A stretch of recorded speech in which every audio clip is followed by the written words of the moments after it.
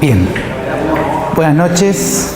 Vamos a continuar entonces con las clases.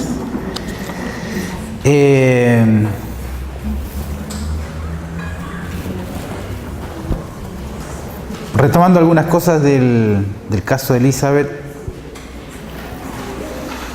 que veníamos trabajando, vamos a reseñar algunas cosas para concluir el trabajo de exposición de este caso.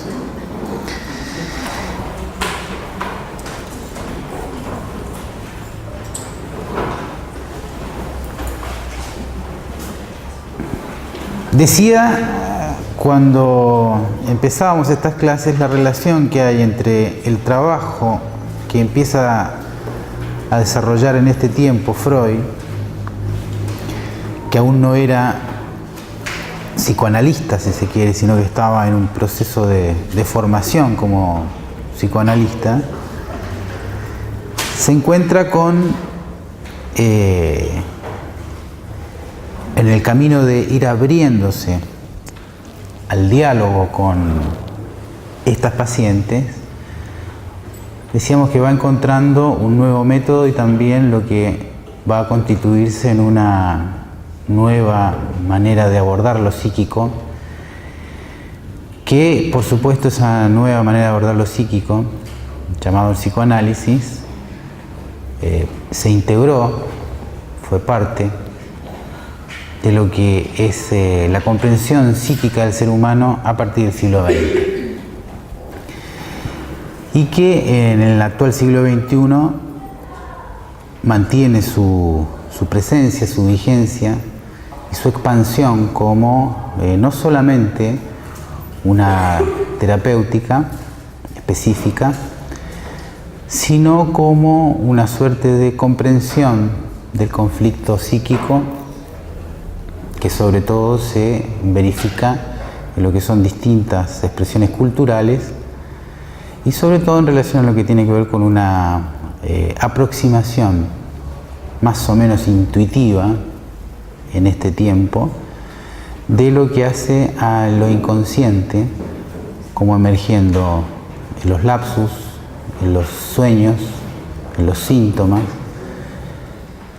y más allá de eso en lo que aparece como una explicación general de lo que son los conflictos del sujeto con otro, del sujeto con su deseo, del sujeto con su destino, como formas más o menos incorporadas dentro de lo que son ciertos relatos subjetivos. Palabras como subjetivo, psíquico, trauma, complejo, complejo de Edipo, son parte de una cultura en Occidente.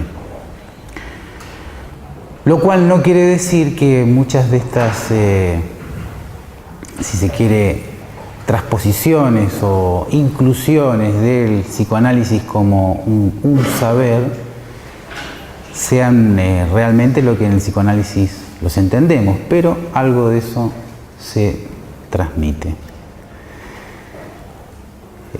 Y también algo de eso es rechazado. Diríamos lo siguiente: hoy día, en el siglo XXI, difícilmente un clínico de cualquier especialidad, desde la veterinaria hasta la psiquiatría, desmentiría la importancia, por ejemplo, de la infancia en lo que es la constitución del sujeto psíquico. Es más, ¿por qué ponía el ejemplo de la veterinaria? Porque si ustedes buscan, van a encontrarse que hay incluso terapias para perros, no terapias para dueños de los perros, tipo El Encantador de perros, ¿no? César Millán, ¿lo han visto alguna vez? Bueno, no me refiero a él, porque él, con su modo eficaz, o como quieran llamarle, entre marcar la autoridad del dueño y todo lo demás, básicamente lo que apunta es a los dueños de los perros, no sé si lo han visto. No, hay otros que incluso hablan de terapia a los perros. y plantean cosas bastante chistosas, bastante cómicas, como por ejemplo síndromes de abandono prematuros de los cachorros, por eso hacen que sean así o asá. Búsquenlo, googleenlo y van a encontrarlo, ¿no? Con la sorpresa. ¿Eso es un chamullo? Sí, un chamullo que está orientado en función de cierto desplazamiento que va a tomar el primer acercamiento, el primer contacto, si se quiere, de Freud con la histeria, siguiendo un modo de abordaje más ligado a la medicina. Algo de eso les había planteado con mayor detenimiento en la clase pasada. En este texto de estudios sobre la histeria ya vimos justamente lo que es la paradoja del título, la posición positivista, y también vimos algunas cosas en relación a lo que tiene que ver con tratar de construir una terapéutica que vaya levantando los síntomas. En ese intento de levantar los síntomas, un momento crucial es el abandono de la hipnosis y pasar a lo que es la previa del trabajo lisa y llanamente como asociación libre, es decir, abrir la palabra del paciente para que cuente su historia. No fue esto sin resistencias del propio Freud. No fue algo que dijera, bueno, lo que hay que hacer es la asociación libre y listo. No. Ustedes leen con detenimiento los historiales que están en estudio sobre la histeria, se van a encontrar entre un primado de la orden de Freud, es decir, de decir lo que tiene que hacer, pasando luego a un decir lo que el sujeto no quiere reconocer, que luego vamos a llamar en el psicoanálisis como el deseo inconsciente. Es decir, en este caso, específicamente, algo de eso todavía permanece. Por eso vale la pena también que nos detengamos un poco a diferenciar el cómo trabajó Freud en este momento a cómo entendemos hoy el trabajo en un análisis. Tomo algunas cosas. De la epicrisis de este caso, la página 174 y 175. En relación a lo que es el método, sobre todo la construcción del caso acá, Freud se lamenta, pero por otro lado acepta ciertas condiciones que le impone este tipo de sufrimiento. Dice, la página 174. Me resulta singular que los historiales clínicos por mí escritos se lean como unas novelas breves. Y de ellos esté ausente, por así decirlo, el sello de seriedad que lleva estampado lo científico. Por eso me tengo que consolar diciendo que la responsable de este resultado es la naturaleza misma del asunto, más que alguna predilección mía. Es que el diagnóstico local y las reacciones eléctricas no cumplen mayor papel en el estudio de la histeria, mientras que una exposición en profundidad de los procesos anímicos, como la que estamos habituados a recibir del poeta, me permite, mediando la aplicación de unas pocas fórmulas psicológicas, obtener una suerte de intelección sobre la marcha de una histeria. Tales historiales clínicos pretenden que se los aprecie como psiquiátricos, pero en una cosa aventajan a estos.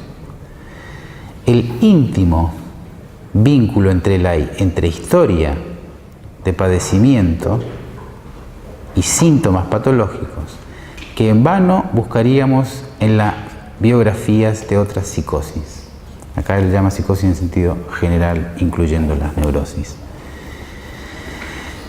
Primera cosa entonces, no por su voluntad los historiales que acaba de referir Freud y después otros tienen una tendencia a ser leídos como novelas. E incluso el mismo Freud va a inclinarse por esa manera de construir el caso clínico en psicoanálisis, marcando una dimensión que hoy día podríamos llamarle en nuestro lenguaje una metodología específica de la investigación en psicología y en ciencias sociales, distinta a las metodologías basadas en un cientificismo positivista. La construcción del caso no solamente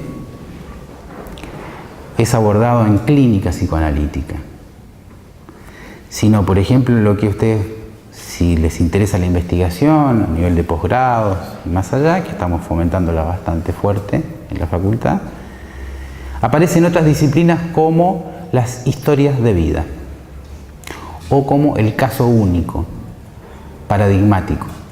Las historias de vida se usan en ciencias sociales, en antropología, básicamente en antropología, pero también en otras disciplinas ligadas a las ciencias sociales, en función de lo que ese caso aparece como referencial, paradigmático, didáctico y heurístico. ¿Qué quiere decir esto? Referencial en el sentido de que ubica en ese caso algo así como una concentración, una condensación, una metáfora de una serie de circunstancias que en ese caso se ven revelados. Eso es la primera dimensión paradigmática. Constituye en sí, por sus particularidades, una referencia. Es didáctico en el sentido que permite enseñar ese caso anudado con conceptualizaciones que pretenden explicarlos. En tercer nivel tiene un valor heurístico porque permite de eso extraer algunas verdades, algunos conocimientos ligados a ciertas verdades. En ciencias sociales, por ejemplo, en lo que tiene que ver con las construcciones de encuestas para luego hacer una investigación estadística, las referencias del caso único son de donde se pueden extraer las fuentes para las preguntas que luego se vuelcan en las encuestas.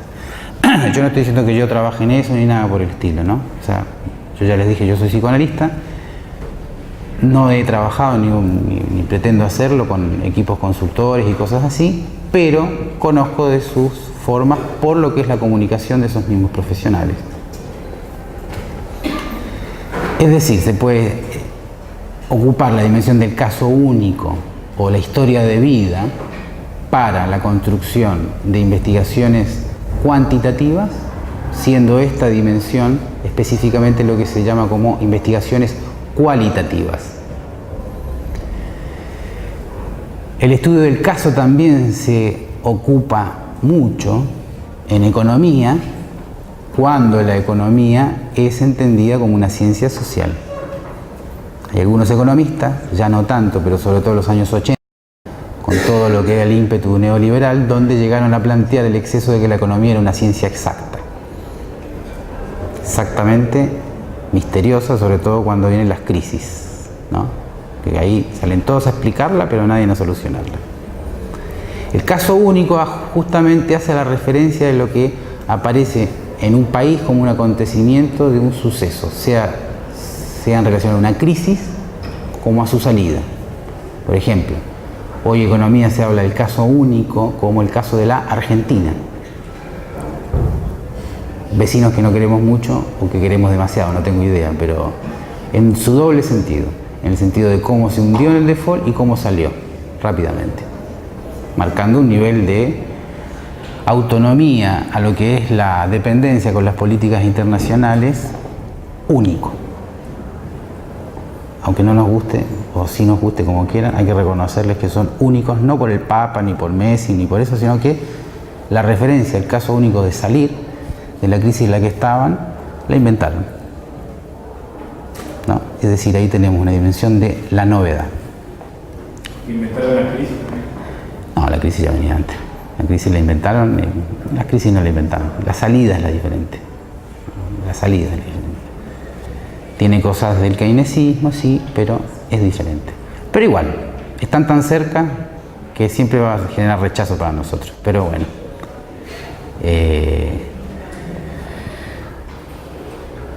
El caso único, entonces, insisto, tiene necesariamente una trama novelada que se aleja de lo que acá plantea Freud, una suerte de seriedad, entre comillas, del informe científico que presenta una serie de datos. Hoy el caso clínico se opone claramente como metodología, volviendo ya ahora al terreno de, si se quiere, la salud mental, por decirlo así, con lo que son los estudios estadísticos de trastornos o desórdenes mentales. Se opone en varios sentidos. Desde el psicoanálisis específicamente se opone en el sentido de que centralmente lo normal y lo anormal, tal como lo señala el DSM-5, por ejemplo, corresponde a una cuestión estadística. En rigor, desde el psicoanálisis, no hay tal frontera entre normal y anormal. Esa normalidad o anormalidad la marca cierta dimensión del ideal de lo que espera la sociedad de cada sujeto, que en la que estamos suele ser bastante tiránica y bastante superyoica, leído desde el lenguaje analítico, pero en el sentido de que tal y cual como está planteado el DSM-5 hoy día, ¿ustedes lo conocen? ¿Lo han leído? ¿Lo están estudiando? Bueno. ¿Y el CIE-10? Sí, el CIE-10, claro, sí, sí, también. Bueno. Ustedes, si lo leen con rigor, se van a encontrar con una paradoja. ¿Cuál?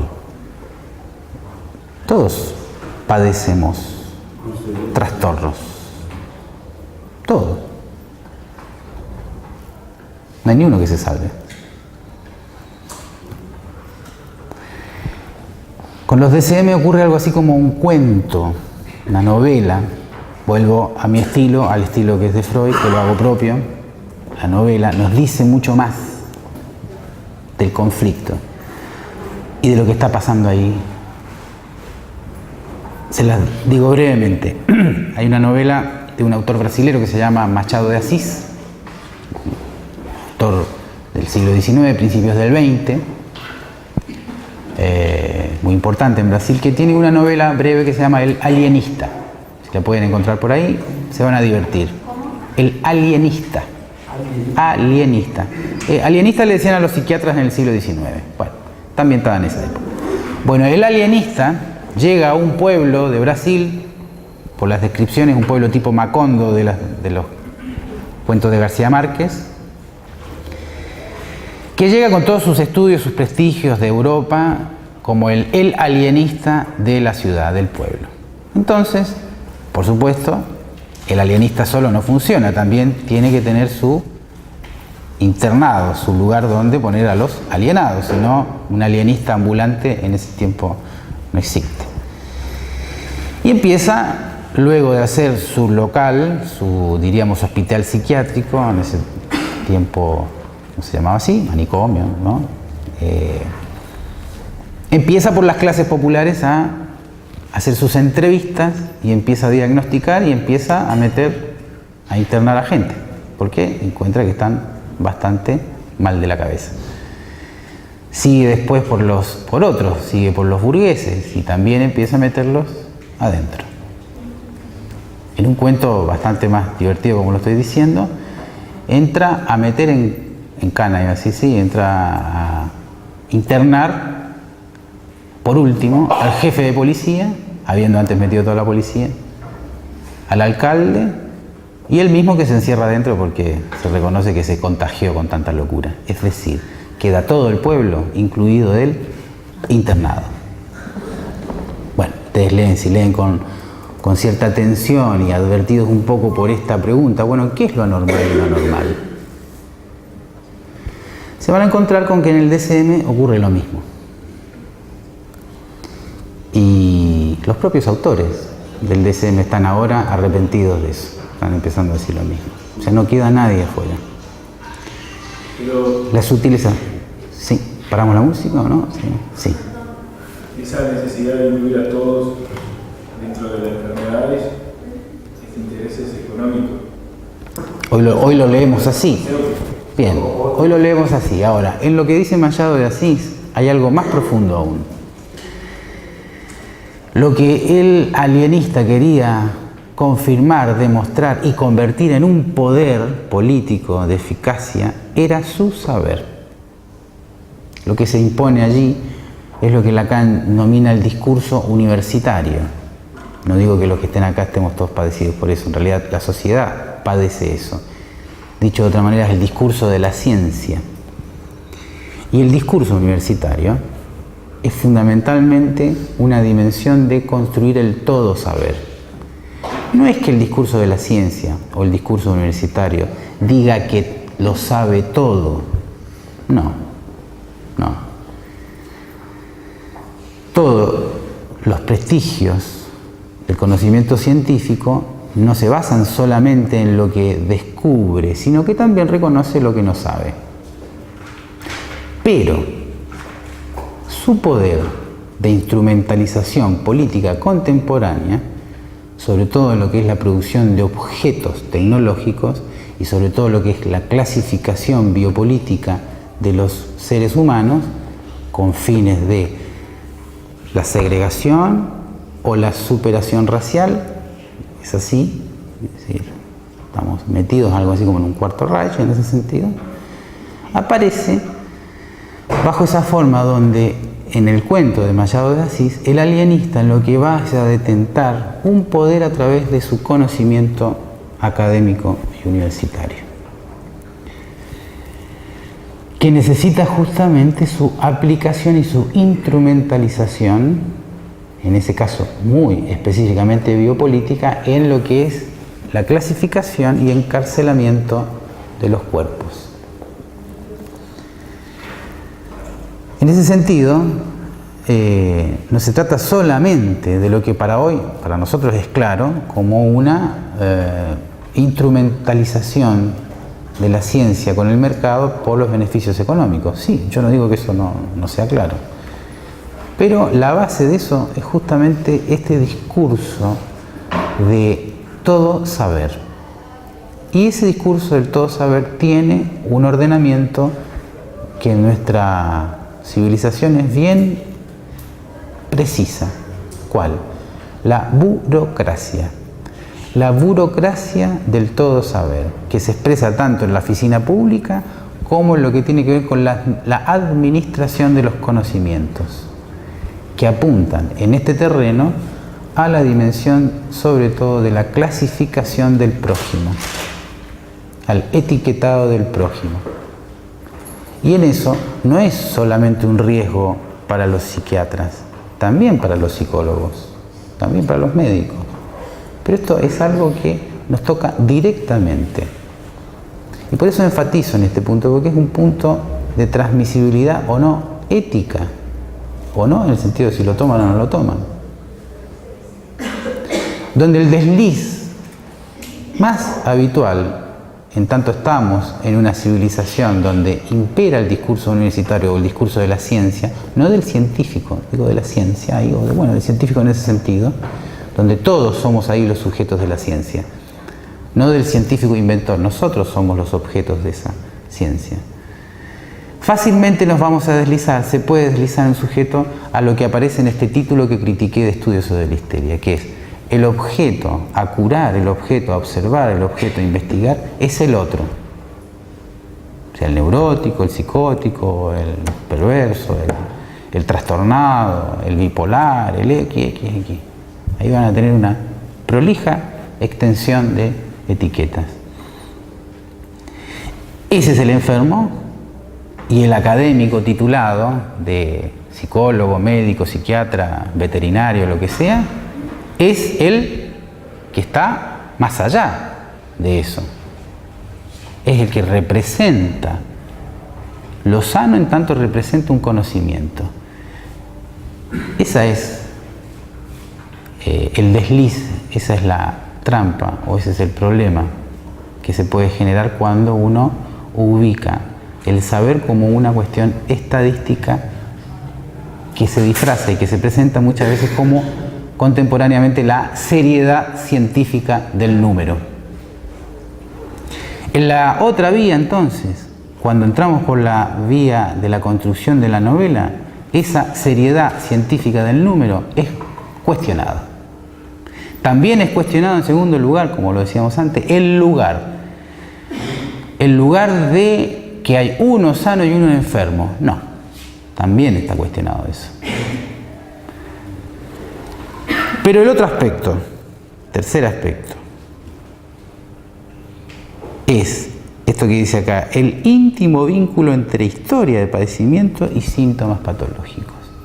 La historia del sujeto pasa a ser la que determina que el recurso mismo de un análisis tenga una similitud más a una novela por contar que a un informe por numerar.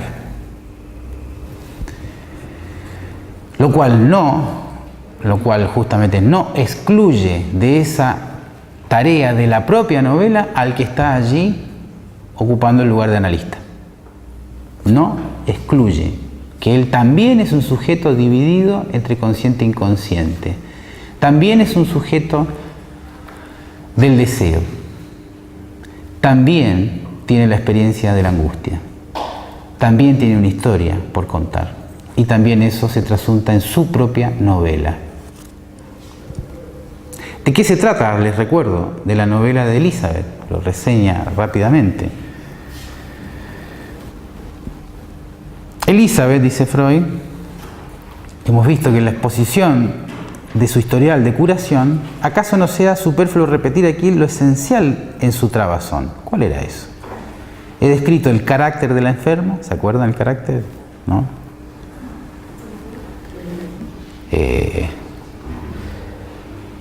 Común, ¿no? No es ningún carácter fuera de lo común. Molesto, pero un carácter que no digo que todos lo tengan, pero está ahí. He descrito entonces el carácter de la enferma, los rasgos que se repiten en tanto histéricos y que en verdad no parece que se puedan atribuir a una degeneración. ¿Se acuerdan de eso que les decía, no?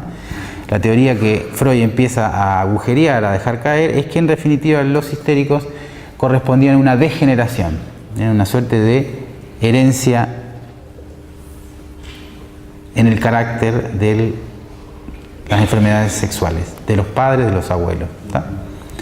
No, por el contrario, acá encontramos, al contrario de estas supuestas degeneraciones, encontramos talento, una mujer talentosa, no solo para cuidar al enfermo, sino que para sostener una discusión, por ejemplo, hay que tener talento para encontrarle el defecto al otro y decírselo, ¿no? Es como lo mismo talento que hay que tener para hacer un chiste, por otro lado, ¿no? Un chiste de la ocasión, así, no un chiste preparado también, pero si talento tiene esta mujer, esta joven mujer. Ambición, no quería quedarse resignada en un lugar.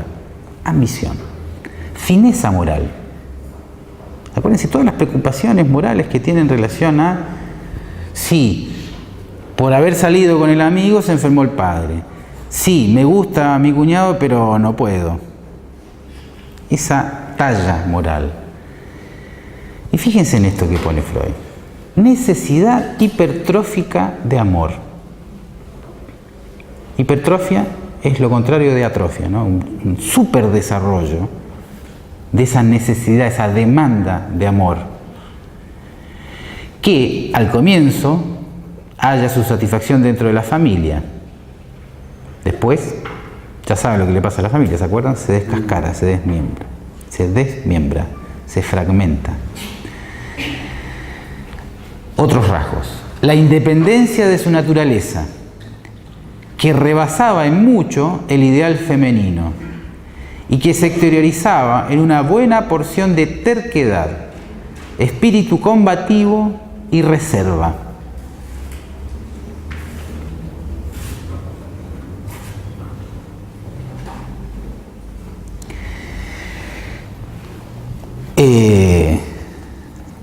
Hecho la reseña, justamente, nos faltaba reseñar brevemente cómo concluyó este tratamiento.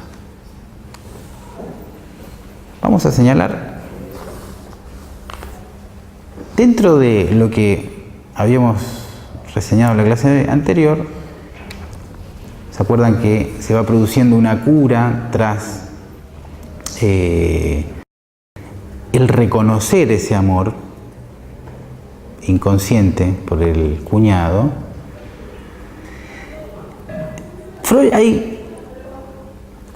sigue un poco más. Y él dice que entra justamente a actuar una exagerada preocupación por el bienestar de su paciente. Hasta ahí, el paciente se entra a recuperarse. Termina el tratamiento, pero él quiere ir un poco más. Actúa ahí como, luego dirá, como padre o como un médico demasiado celoso. Entonces, intenta llevar la noticia de este amor a la madre y sin comunicarle a la paciente, pacta una entrevista con la madre de Elizabeth.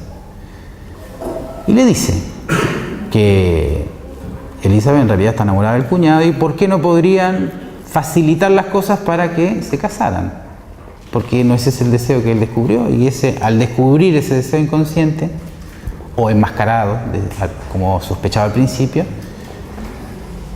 podrían no solamente curarse, sino que tener una vida feliz.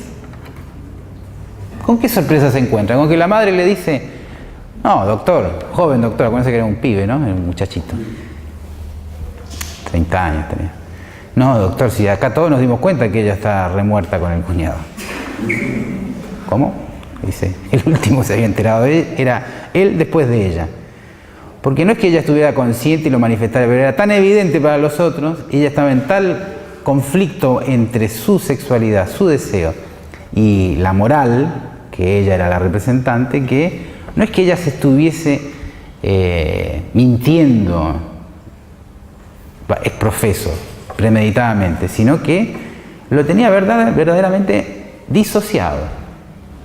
Pero eso era claramente visible para los otros. Cuestión también que de rebote nos lleva a esta comprensión del conflicto psíquico en la histeria. Es transparente para el otro, pero para sí mismo no. Para sí mismo no. De ahí la función del otro también en relación a ese tema. Cuando uno está metido al modo histérico en un conflicto, no lo ve, es ciego. De hecho, una de las referencias de las patologías de la histeria en el siglo XIX era la ceguera histérica, las cegueras blancas, que, como vimos la clase pasada, todos esos síntomas espectaculares han mutado y han sido otros los síntomas que entran a dominar la histeria contemporánea. Básicamente, los trastornos de carácter y la somatización. Eso que hace un dolor del alma, una depresión y un dolor. Bueno, la madre dice: no, ya sabíamos, pero ese matrimonio es imposible. ¿Por qué? Porque bueno, él anda muy triste, muy dolorido, anda muy de duelo, en realidad anda hecho un estropajo humano poco menos, ¿no? No conviene, no es conveniente el matrimonio. Y la deja por ahí. Pero, con mucha razón, como al principio del tratamiento, ¿se acuerdan cuando referíamos a esa parte donde ella con razón le decía: bueno, ya le conté todas mis desgracias y no pasó nada, doctor, sigo igual? ¿Se acuerdan? Y él insiste hasta que logra la cura. Bueno, pero acá, nuevamente, con mucha razón, se enoja con Freud por haberse entrometido más allá de los límites del tratamiento y haberle dicho a la madre lo que era el bien de ella. El bien de ella era casarse con él. Ya le había dicho: usted lo quiere a él. Hasta ahí podemos también criticarlo, pero no se excedió. Era la forma. La forma que él trabajaba ahí. En esta forma él mismo dice: se excedió. ¿Y qué le demuestra ese exceso? Y el resultado, el enojo de la expaciente y, peor aún, un retorno a los síntomas. Ahí él decide operar a la distancia, con cartas. Y esa recaída fue, si bien intensa y aguda, menos duradera en el tiempo. Ella siguió enojada. Pero, fíjense lo que pasó. A ver si está.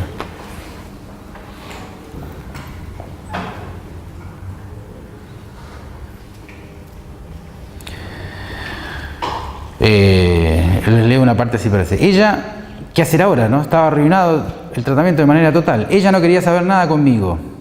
Parece una relación, ¿no?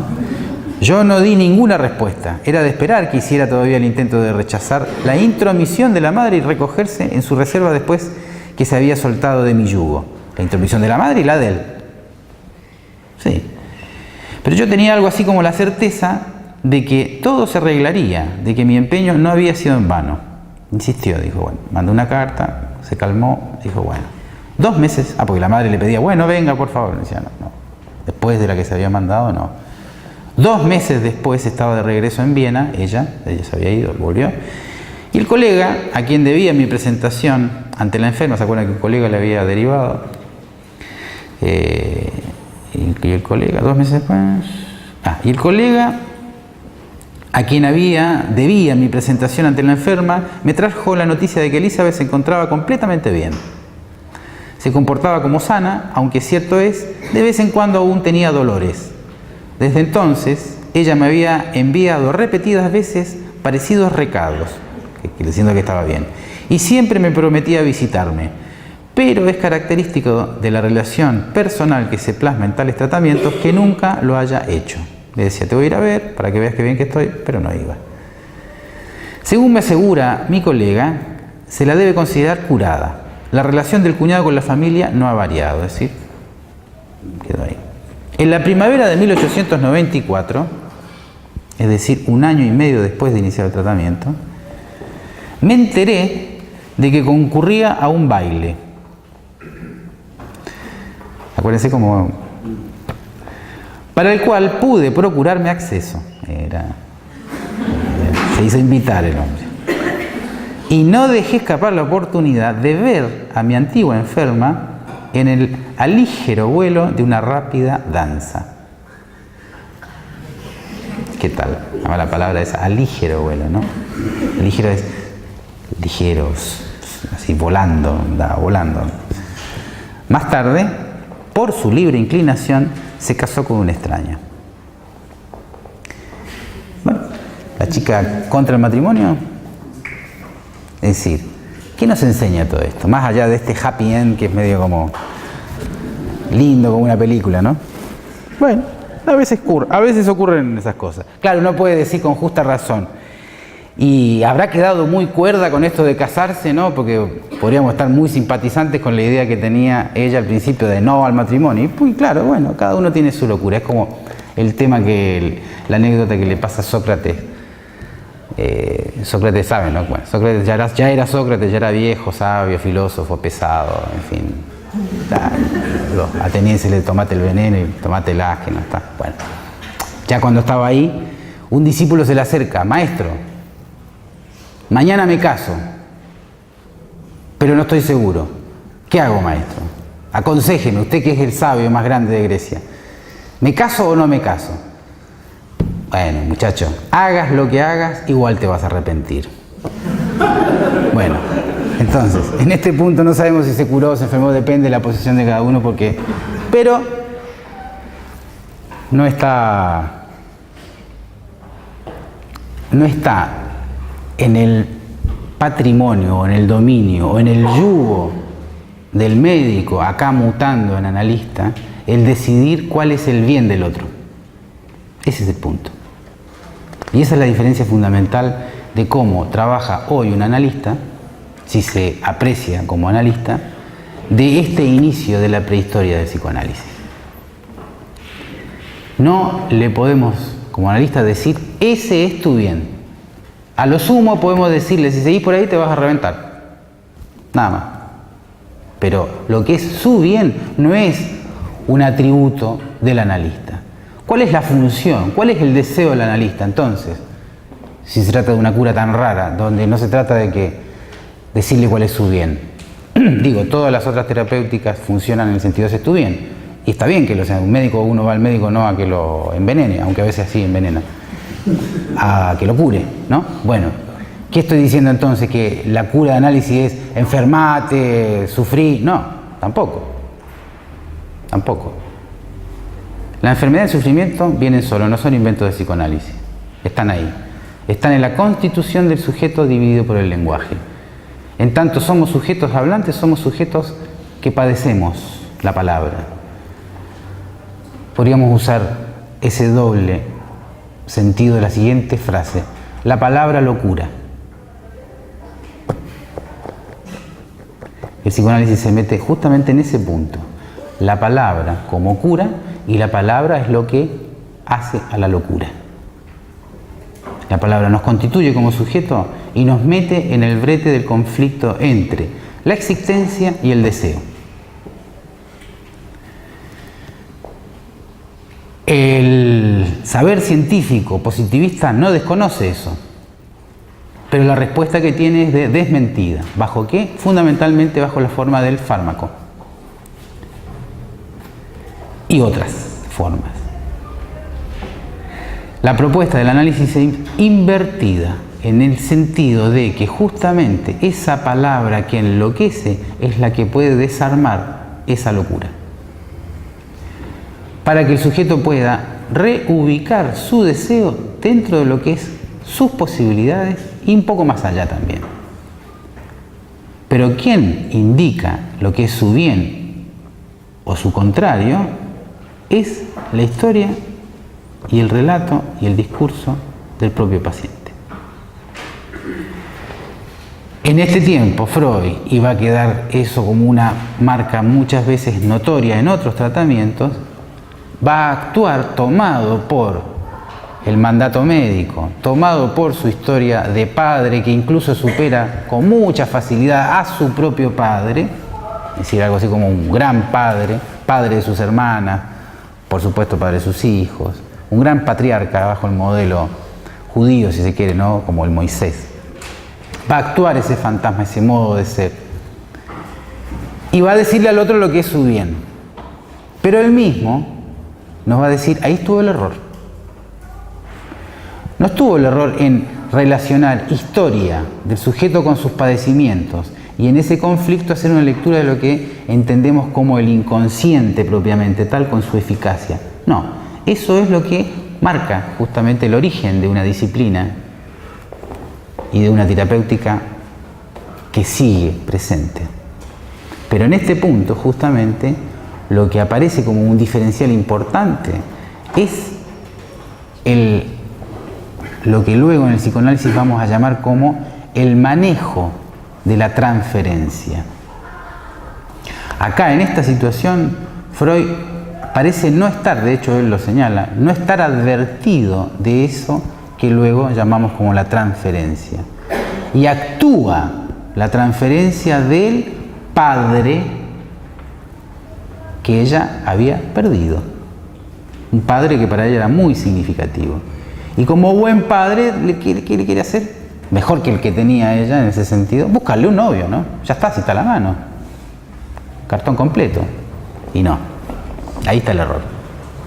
Ahí está el error del cual el psicoanálisis, los psicoanalistas, tenemos que aprender.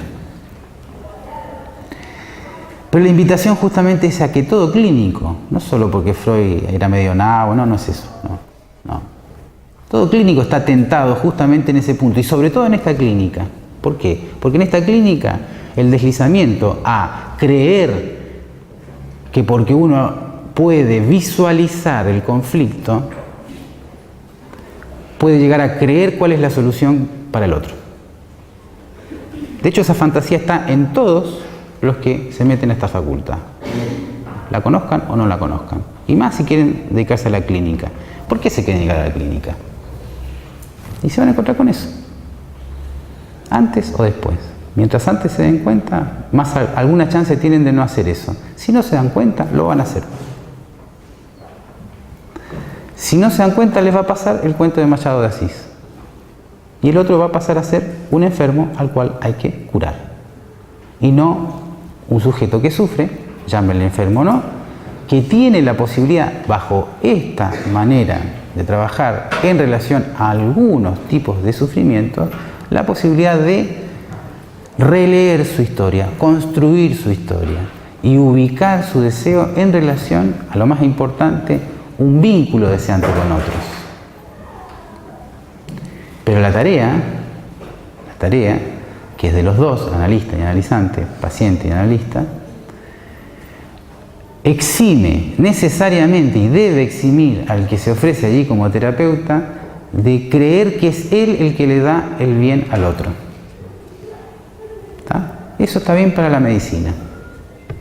Es como si lo siguiente, la medicina nos enseña el cuidado del cuerpo, el cuidarnos de las enfermedades. El psicoanálisis nos advierte que tenemos que cuidarnos de nosotros mismos. De nosotros mismos. De que nosotros mismos nos hacemos trampas sin sabernos en relación a lo que decimos desear. Y por otro lado hacemos otra cosa.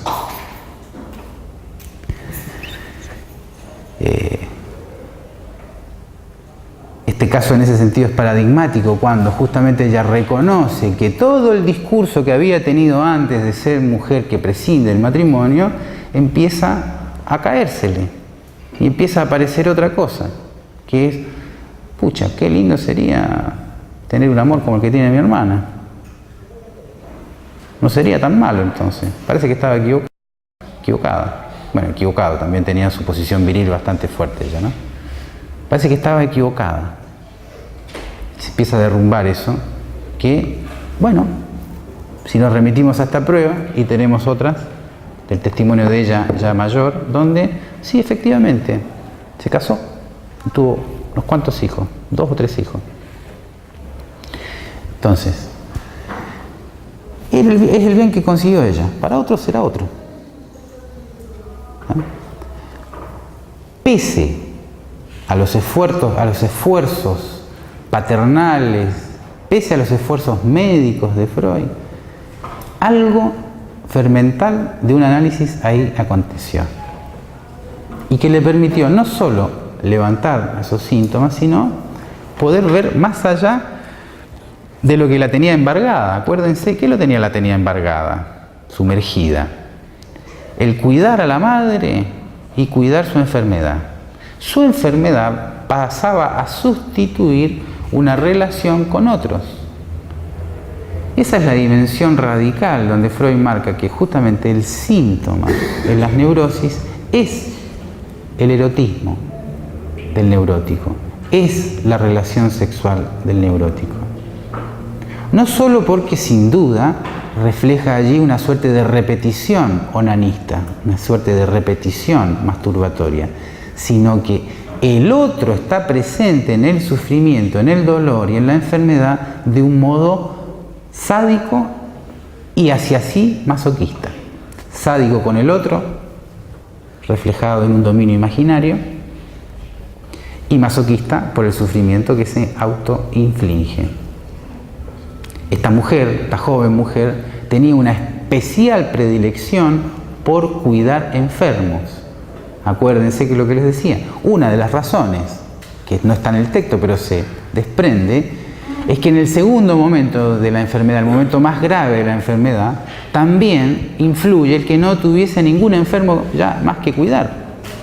La madre se había curado, el padre estaba muerto, la otra hermana estaba lejos, la hermana que luego muere poco tiempo después se había ido, nada decía que iba a pasar ese desenlace tan fatal. Ella estaba con su madre en ese momento sana y ella enferma. Entonces es ella la que pasa a ser la enferma de la familia. Y es ella entonces la que tiene que ser cuidada. Para ella misma, por el destino que toma este tratamiento y su vida, sin duda que era una vida mejor, esta de bailar, casarse y tener hijos y bueno, a vivir enferma, según su propia valoración.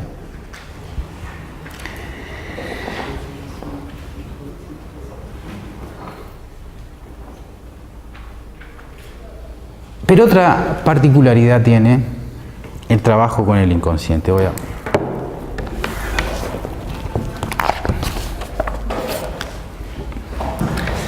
Una particularidad que si quieren fama no la van a tener, dice.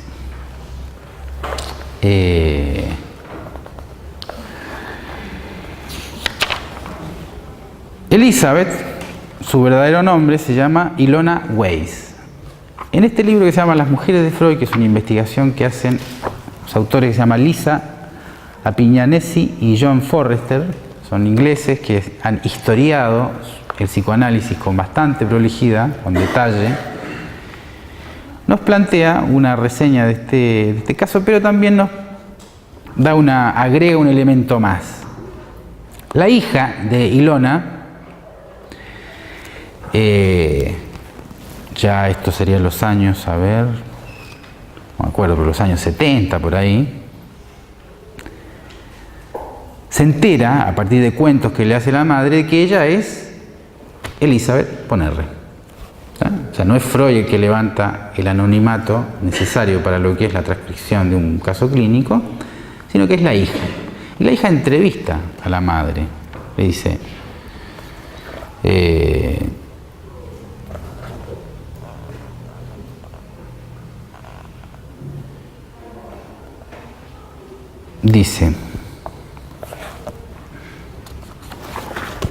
ver,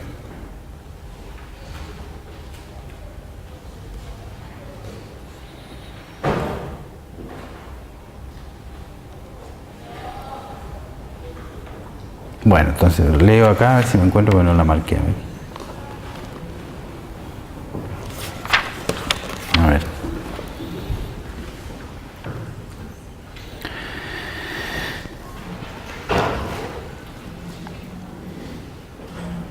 Bueno, ella le dice que, hablando de una conversación con su hija, recordó que Freud era, entre comillas, solo un especialista de los nervios, joven y barbudo, al que me enviaron, que había tratado de convencerme de que yo estaba enamorada de mi cuñado, pero eso no era realmente así. Ella está hablando con la hija ya es grande, está haciendo, de hecho hizo un libro de esto, y otras cosas. Esta divergencia de opinión acerca de la verdadera historia, de las pasiones de una paciente, se volvería característica de los historiales de Freud y de las reminiscencias de las propias pacientes. Hay una discrepancia en lo que recuerdan de lo que cuenta Freud. Permanece sin responder la delicada pregunta de quién estaba en una mejor situación para juzgar con exactitud el pasado de Ilona. ¿El médico que la trató en el peor momento de su vida, obligándola a revivir todas esas escenas dolorosas a las que él atribuía tanta importancia y quien años más tarde redactó un historial sobre ella? ¿O la esposa y madre, recordando su pasado desde la ventajosa posición de la serenidad madura de un matrimonio feliz y transmitiendo la historia de su juventud para edificación de su hija? Más tarde, El hombre de las ratas citó a Freud un fragmento de Nietzsche, más tarde en el desarrollo de los historiales de Freud, ¿no? Ese es otro paciente, el hombre de las ratas, le dice. Yo hice esto. Saca de Nietzsche esto, ¿no? Yo hice esto, dice mi memoria. No puedo haber hecho esto, dice mi orgullo. Y permanece inexorable. Finalmente, la memoria cede. Fue, sin duda, apropiado que la ocasión inmediata en que citó esto Freud fuera una historia ficticia de la novela, una novela Sudermann Davis, en la que una mujer, una novela de la época, en la que una mujer, sentada junto al lecho de enferma de su hermana, experimentó el deseo de que su hermana muriera para poder casarse con el esposo. La mujer se suicidó, pensando que ya no debía vivir después de ser culpable de semejante bajeza. Freud podía sentirse orgulloso de este el primer análisis completo de una histeria que yo emprendí, decía Freud, por haber ayudado a Ilona Weiss a evitar un final así a su historia. La historia que trae el otro paciente, justamente, la condena moral por desear lo prohibido, la lleva a la muerte. Bien romántico, ¿no?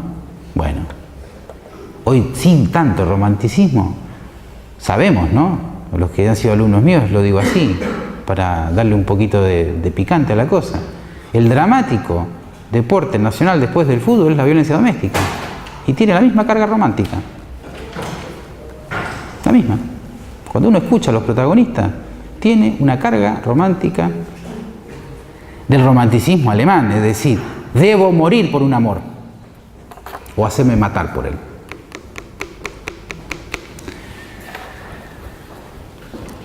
Tragedia neurótica. Decía, si quieren fama, muchachos, dedíquense a otra cosa. ¿Por qué? Porque si ustedes, si les va bien en una cura, lo más posible es que se olviden de ustedes.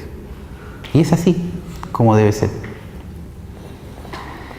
Porque justamente en un análisis bien llevado, con ciertas posibilidades de realización del deseo del sujeto, el analista pasa a ser una anécdota. No debe ser más que eso, por muy largo que sea el tratamiento, o breve.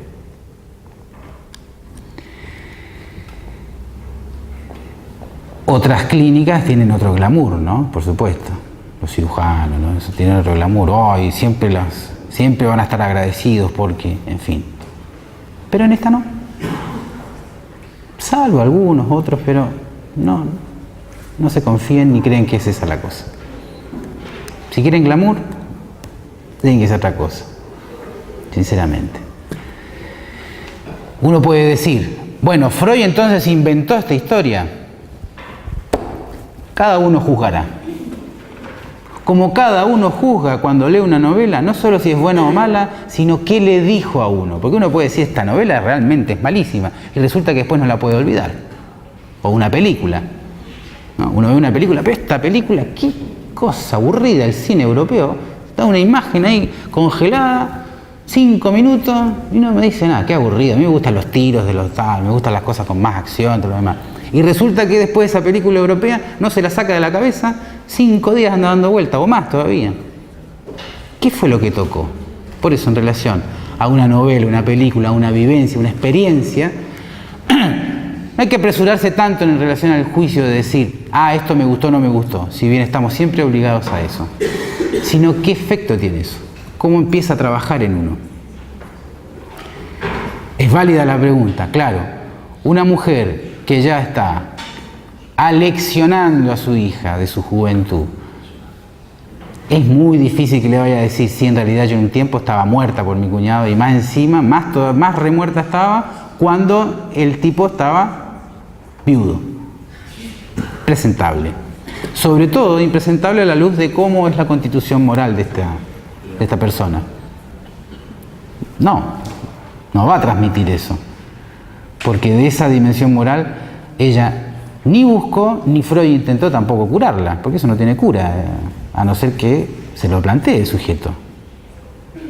Eso que aparece como lo que para el sujeto es lo recto, lo correcto. Lo correcto. Bueno, lo correcto. Pero bueno, la rectitud a veces enloquece. Este es el caso de ella. Hay casos más dramáticos, como está planteado en la novela esa que le cita El hombre de las ratas. Entre la memoria y el orgullo, cede la memoria. Ese es el indicador como para que cada uno juzgue. Bien, Ilona Weiss, como sea, no quedó vistiendo santos, ni cuidando a la madre enferma, ni a ella como enferma, no. Eso pasó a ser una anécdota de la cual, una anécdota desgraciada, de la cual lo que quiere hacer es olvidarse. Lo cual permite también avisorar, es repetir, recordar y reelaborar. ¿Para qué? ¿Para qué? Para desear.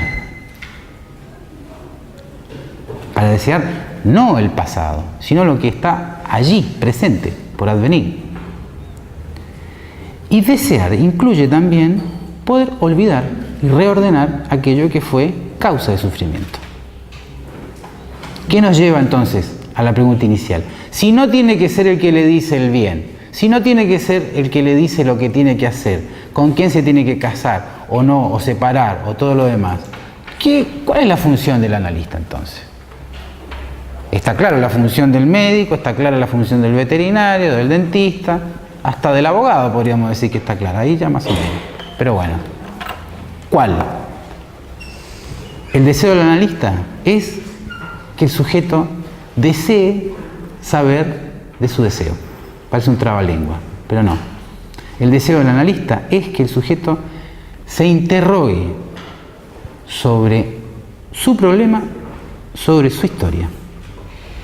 Y sobre todo, que pueda de allí construir las herramientas para vérselas con el enigma de su deseo. De tal manera entonces, vistas así las cosas, se puede entender algunas frases que le decía al principio. Una emergencia de la angustia, una patología, no solamente puede ser el sufrimiento, sino también una posibilidad para que el sujeto pueda reconocer algo de sí mismo y hacer otra cosa con eso que hasta ese momento era un problema, un negativo, por decirlo así, una renguera, un no poder sostenerse en pie. Y de eso hacer otra cosa. Ella bailar ligeramente. ¿Ah? Sería como hacerlo resignificar. Resignificar sí, pero con este plus que tiene que ver. No solamente resignificar lo que me pasó, sino en función de lo que está por pasar. Porque justamente la dimensión de lo traumático, ¿dónde está acá planteada lo traumático? Veamos acá. Si bien Freud se empeña en ubicar lo traumático en algo acontecido, es claro que cuando se derrumba por segunda vez, y ahí donde se enferma con mayor agudeza y con mayor extensión, lo que se está enfrentando es con lo traumático, no como lo que pasó. La muerte del padre, la muerte de la hermana, el pie del padre en su muslo, el novio amigovio que dejó ir. No. Lo traumático se le presenta en el futuro como un destino de soledad y de enfermedad. Ahí se le presenta. Y eso es lo traumático realmente. Lo que aún no ha acontecido. Y lo más traumático en las situaciones terribles de la vida es lo que el sujeto quedó esperando que llegara. Y que no llegó. En las más terribles las circunstancias de lo que ustedes se imaginen, y que muchas de ellas, no las que se imaginan ustedes, pero ni las que yo imaginé, he escuchado, el sujeto insiste en decir que lo que más le duele es el que no llegó a aquello que esperaba. Por ejemplo, vamos a situaciones crudas, como acá está planteado en una historia. Caterina, señorita Caterina, aparece algo que es antiguo, vigente y que desgraciadamente va a seguir, a no ser que no sé qué pase. ¿A qué me refiero? A un abuso sexual. ¿Está? Miss Caterina, que es un caso que está planteado acá, le pide una consulta, vamos a decir, ad hoc, así, en la situación. Freud está de paseo en la montaña y encuentra que hay una muchacha que trabaja ahí, en la posada de montaña de vacaciones, que está media complicada, parece, está media rara. Y sí, él dice, sí, tengo dolores acá, la cabeza, siento acá, siento que alguien me está observando. No, dije, parece que tiene algún problema. Y se pone a hablar con ella. Y sí, efectivamente ella le dice, bueno, un tío abusaba de mi hermana. Ajá. Y yo vi eso. Primer nivel. Bueno, está. Segundo nivel de la entrevista. No da muchos detalles si fueron muchas, no fueron muchas. Segundo nivel. Ese tío no solo abusó de mi hermana, y yo lo vi, sino que un día me apretó a mí. Ajá. Y me apretó por la espalda, lo que siente acá, atrás. Y le dolió el cuello. Ajá. Tercer nivel. Ese tío en realidad no era el tío, era el padre. ¿Ah? Va empeorando la cosa. Pero la madre, cuando se entera, prefiere no hacer un escándalo. Y se separan. Y se separan los hijos también, las hijas también. La hija mayor, que es la que dice ella que había pasado lo que ella había visto, se va con el padre. Y la madre se va con Caterina. Arreglado. Bien. ¿Quedó resuelto el problema? No, no quedó resuelto. Le creyeron en parte, pero la madre no quiso hacer un escándalo. ¿Y cuánto justamente de la culpa de que la hermana sigue ahí está presente en el padecimiento de esa chica? Mucho. La escena terrible de un abuso tiene un acompañante. ¿Cuál es ese acompañante que hace que la escena siga repitiéndose? Digo, sigue repitiéndose en el síntoma, ¿no? ¿Se acuerdan? Vuelvo al primer nivel, el nivel del padecimiento, el nivel casi consciente del padecimiento. Ella siente la presión acá, la están mirando y siente la presión acá, el dolor acá, que las van a agarrar, siente una presencia ahí. Ahí sigue. Esa es la continuidad del sufrimiento. Justamente la dimensión más terrible de lo traumático es que sigue aconteciendo. O como pregunta, ¿qué es lo que sigue no tramitándose? Eso es lo que hay que preguntarse. No solamente lo terrible de lo vivido, sino si eso sigue doliendo es porque sigue pasando. A diferencia de lo que aparece como una ideología del trauma psíquico de cine, donde plantea el hecho en lo que pasó, lo que les estoy diciendo es que lo traumático está fundamentalmente en lo que está pasando y sobre todo en lo que se teme que está por pasar. Y en la situación misma, la solución misma en cómo se tramita esa situación, justamente deja más o menos abiertas las cosas para que el sujeto siga permanentemente sujeto a esa situación traumática. Lo traumático, en definitiva, es una no tramitación de eso que sorprende como lo que no se esperaba, lo que se esperaba en otra dimensión. Lo traumático en ese sentido estamos predispuestos a hacerlo, primero, por la intromisión en el organismo del lenguaje, donde no es el lenguaje una cuestión de exterioridad, sino que nos atraviesa como una identidad. Y esa identidad, sobre todo, se pone en cuestión cuando se desordenan los lugares. ¿Qué lugares? El de hija con padre, por ejemplo.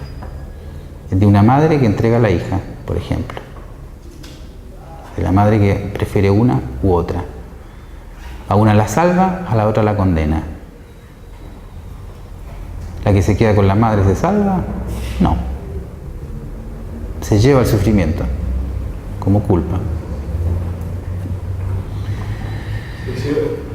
Capaz que pensaba que pudo haber sido ella que hubiera quedado. Claro. Piensa eso siempre. Ahí está. Ya ese pensamiento tóxico, ahí está el deseo inconsciente. No en el sentido que ella quiera eso, sino podría haber sido yo en vez de ella. Y ahí ya está, ahí está pasando lo traumático. Aunque no sea ella la que fue, la que sostuvo una relación sexual con el padre. Ella queda mentalmente con ellos siempre, con ello. ¿No? Entonces. ¿Mentalmente o afectivamente? Sí, en ese sentido. Sí, pero hay una dimensión de lo mental, ahí hay pensamientos, hay sentimientos. Lo mental es la traducción en palabras de lo afectivo. Claro, pero no hay solo afecto, no hay solo emoción, hay sentimientos también. Entonces, acá Freud no se plantea, en ese caso que es muy breve, habla de eso, lo que plantea es que con el acto de poder hablar eso se alivian los dolores. Sí, claro, hay alivio, sí, es sorprendente, pero no estamos hablando de una cura, no estamos hablando de un tratamiento. Porque ahí lo que no aparece nada explícito es, bueno, cómo se la arregla esa muchacha con los varones, ¿no? ¿Qué posición tiene? Si es una posición de inhibición, si es una posición contraria a la inhibición, al contrario de convocatoria, de invitación. No sabemos. No hay una sola forma de cómo eso se tramita. En el momento que tiene las entrevistas con Freud, se está tramitando eso como un dolor, como un castigo sobre sí, donde está implícito esta dimensión de podría haber sido yo. Pero formular el podría haber sido yo inevitablemente nos confronta con la dimensión de el deseo inconsciente. ¿Qué fue lo que pasó ahí? ¿Por qué le eligió a ella y no a mí? La víctima en nuestra cultura cristiana es la que redime a los otros. Por lo tanto, aunque no seamos cristianos, ¿no? Por suerte, pero los que son, con todo mi respeto, pero la redención es parte del psiquismo en Occidente, y en Oriente también, de otra manera, a veces peor también. Es decir, esto de morir por el otro, matar por el otro, sacrificarse por el otro, ser poseída por el otro para beneficiar a otro, es parte de la nomenclatura mental de un sujeto. Y son maneras en que se oculta ¿qué? El deseo inconsciente. Se oculta eso. Lo vimos en Elizabeth de otra manera. Lo reseño con Caterina de esta otra.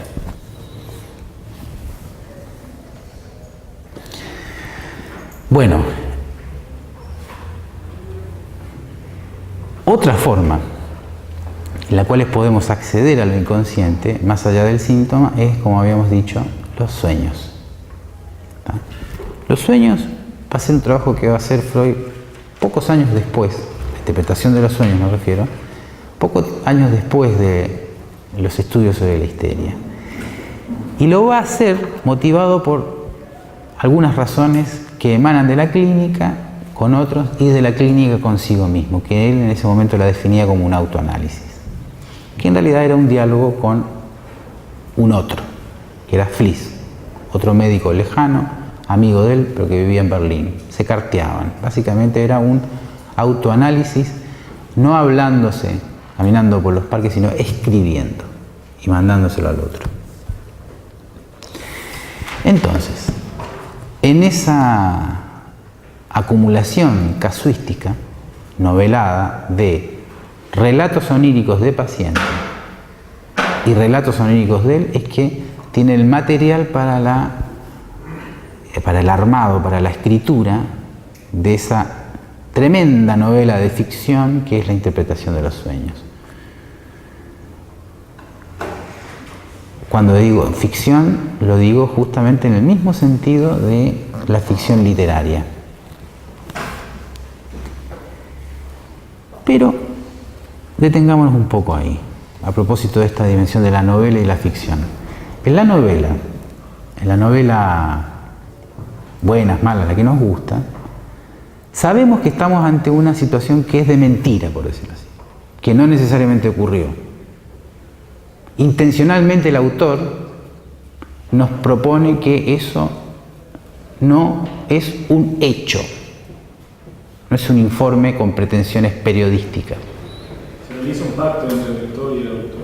Una novela, no estoy diciendo, por ejemplo, un informe, un testimonio. Pero cuando lees, vos haces un pacto de... Claro.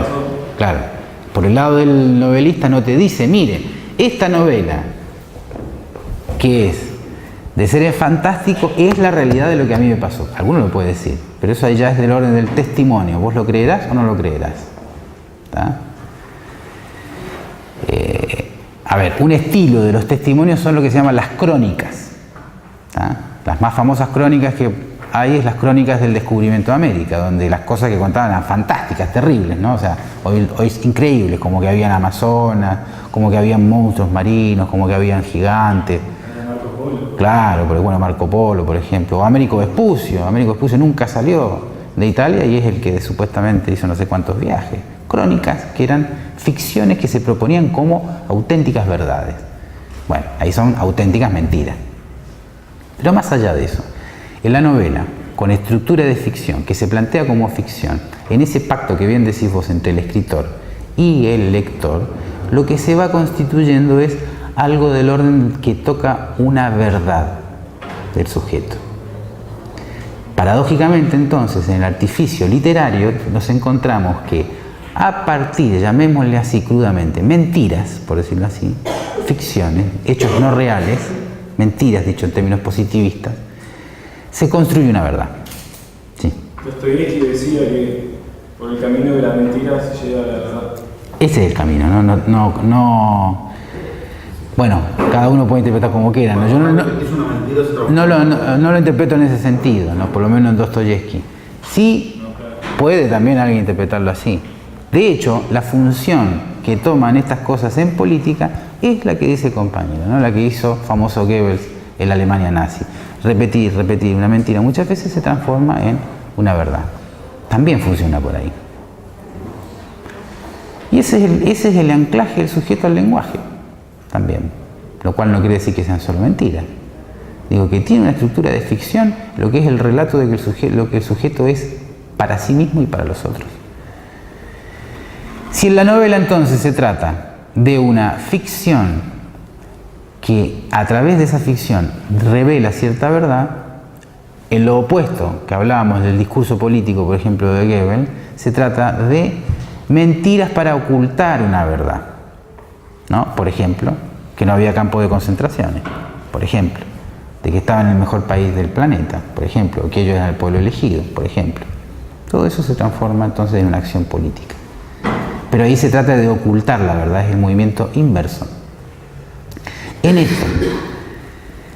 esta específica construcción que es esa ficción científica que logra tocar una verdad, la interpretación de los sueños es una obra muy importante en el psicoanálisis. El rastreo de lo clínico viene llegando por la vía de eso que lo sorprende a Freud, que es cierta aparición de los sueños en los tratamientos clínicos. En esto que leímos acá, en este caso que leímos acá, no están presentes los sueños todavía, pero no quiere decir que no los contaran. Él no los había incluido todavía, no se animaba a darle lugar a eso que es del orden del disparate completo. Él está saliendo del positivismo, del informe científico, de lo serio y riguroso del informe sujeto al número. Por lo tanto, en este tiempo no les dio el cuero, por decirlo así, no les dio el valor para meter los sueños, pero ya habían sueños acá. Y nos va a proponer una vía que nos acerca al sueño, que es la figurabilidad de ciertos trastornos alucinatorios en la histeria. ¿Se acuerdan lo que decíamos en la clase pasada? Por la vía de la simbolización o del simbolismo que se presenta en el síntoma de la astasia abasia de Elizabeth, de esta parálisis en los pies, de este no poder caminar y no poder sostenerse en pie, como una metáfora de su imposibilidad de ser un sujeto deseante, esa metáfora del desvalimiento, de su invalidez como mujer en relación a la imposibilidad de ser amada, esa hipertrofia de su demanda de amor. El no poder caminar justamente la deja sujetada a un lugar de no tengo movimiento, no puedo dar ningún paso por culpa de haber deseado dar un mal paso. Entonces, ese simbolismo, esa figurabilidad del deseo inconsciente y su castigo a las dos cosas, presente en el sueño. ¿Se acuerdan que nos llevó al caso de Miss Cecilia, de Mrs. Cecilia? Que ella tenía otra característica, otra formación del síntoma, además de la conversiva, además de la somatización del síntoma, que era esta posibilidad de alucinar. ¿Se acuerdan? A los dos médicos colgados en el árbol de su jardín. Son predisposiciones para acercarnos a lo que es la lectura posible de lo onírico, también como una formación del inconsciente.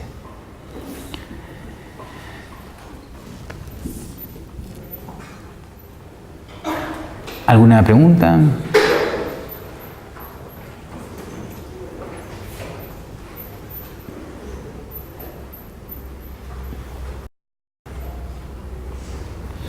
Bueno, entonces, ahora sí la próxima vamos a trabajar. Capítulo 7, la interpretación de los sueños. y el caso Dora. ¿Está? Vayan ya leyéndolo, ya lo voy a subir a la EVA, pero son esos básicamente. Interpretación de los sueños y el caso Dora. ¿Vamos?